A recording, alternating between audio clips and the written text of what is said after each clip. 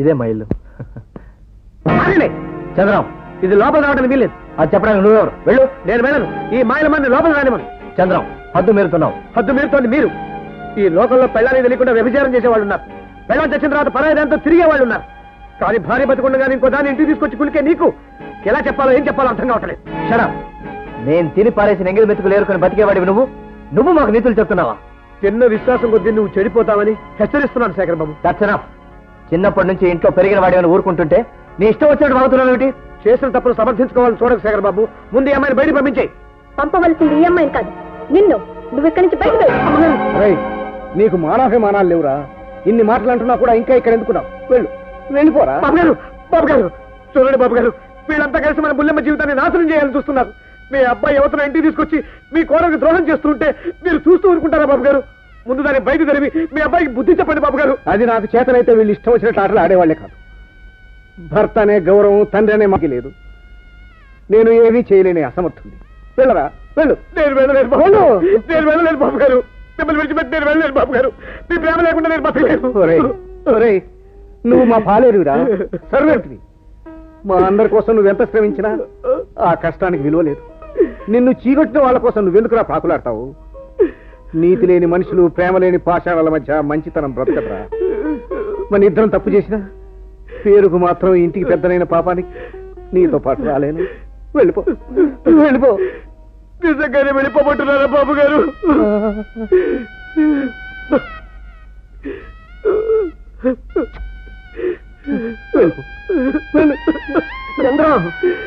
చంద్రం నాన్న, నువ్వు వెళ్ళొద్దు. నువ్వు వెళితే ఈ ఇల్లు ఇంకా నరకమైపోతుంది.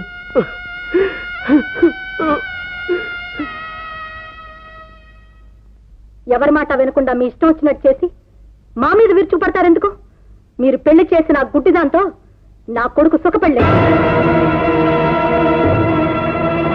అందుకే వాడు ప్రేమించిన జ్యోతిని నేనే ఇంటికి తీసుకురమ్మన్నాను. చిచి,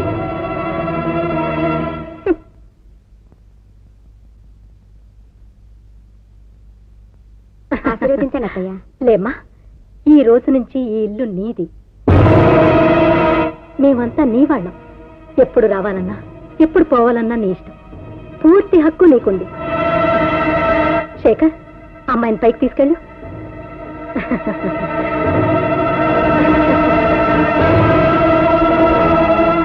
అదే నా బెడ్రూమ్. అమ్మా, కొత్త వదిన ఎంత అందంగా ఉందో. అవునే, చూడు ముచ్చటైన జంట.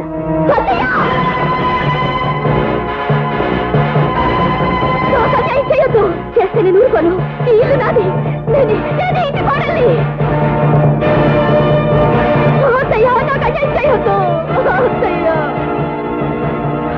నా భర్త మీద సర్వాధికారాలు నాకే ఉన్నాయి. నా పడగదిలోకి ఎవరిని అడుగు పెట్టనివ్వను. నా స్థానం వదిలిపెట్టను. ఎవరు ఎదురొచ్చినా ఊరుకోను. వెళ్ళవే, వెళ్ళు. ఇల్లు నాది. వెళ్ళవే, వెళ్ళిపో. ఇల్లు నాది. వెళ్ళిపో.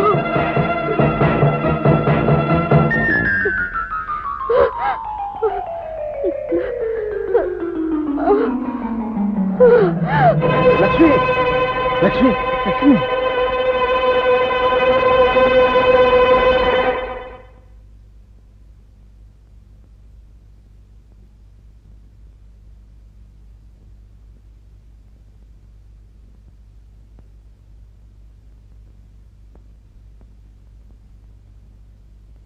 గుడ్ న్యూస్, మీరు తాత కాబోతున్నారు. Thank you. దుర్గా, నీకు మనవడు కావాలో మనవరాలు కావాలో చెప్పు. ఏమిటి మీరు మాట్లాడేది? అవునే, మన లక్ష్మి గర్భవతి. అయితే ఏమిటంట?